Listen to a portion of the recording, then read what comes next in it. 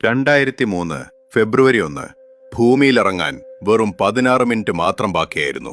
മണിക്കൂറിൽ ഏകദേശം 28,000 കിലോമീറ്റർ വേഗത്തിൽ 7 ബഹിരാകാശ യാത്രികരുമായി സ്പേസ് ഷട്ടിൽ കൊളംബിയ ഭൂമിയിലേക്ക് മടങ്ങിക്കൊണ്ടിരിക്കുകയായിരുന്നു. എല്ലാ സിസ്റ്റങ്ങളും സാധാരണ പോലെ തോന്നി. പക്ഷേ ആരും ശ്രദ്ധിക്കാത്ത ഒരു ചെറിയ കേടുപാട് അടുത്ത ഏതാനും മിനിറ്റുകൾക്കുള്ളിൽ മനുഷ്യ ചരിത്രത്തിലെ ഏറ്റവും വലിയ ബഹിരാകാശ ദുരന്തങ്ങളിലൊന്നായി മാറാൻ പോവുകയായിരുന്നു.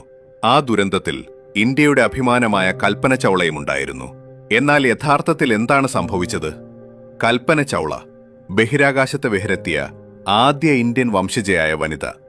STS-107 ദൗത്യത്തിന്റെ ഭാഗമായി അവർ 16 ദിവസത്തിലേറെ ഭൂമിയെ ചുറ്റി സഞ്ചരിച്ച് മനുഷ്യ ശരീരം, ജീവശാസ്ത്രം, ദ്രാവകങ്ങളുടെ സ്വഭാവം, അഗ്നിയുടെ പെരുമാറ്റം തുടങ്ങി നിരവധി സുപ്രധാന ശാസ്ത്രീയ പരീക്ഷണങ്ങൾ വിജയകരമായി പൂർത്തിയാക്കി.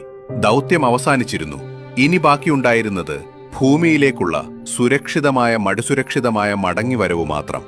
എന്നാൽ ഈ ദുരന്തത്തിന്റെ തുടക്കം യഥാർത്ഥത്തിൽ നടന്നത് അവർ ഭൂമിയിൽ നിന്ന് പറന്നുയർന്ന ആദ്യ നിമിഷങ്ങളിലായിരുന്നു.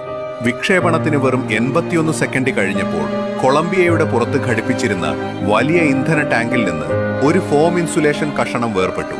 മണിക്കൂറിൽ ഏകദേശം 800 കിലോമീറ്റർ വേഗത്തിൽ പറന്ന ആ ഫോം ഷട്ടിലിന്റെ ഇടത് ചിറകിലെ ഹീറ്റ് ഷീൽഡിലിരിച്ചു. 2003 ഫെബ്രുവരി 1 ഭൂമിയിലിറങ്ങാൻ വെറും 16 മിനിറ്റ് മാത്രം ബാക്കിയായിരുന്നു.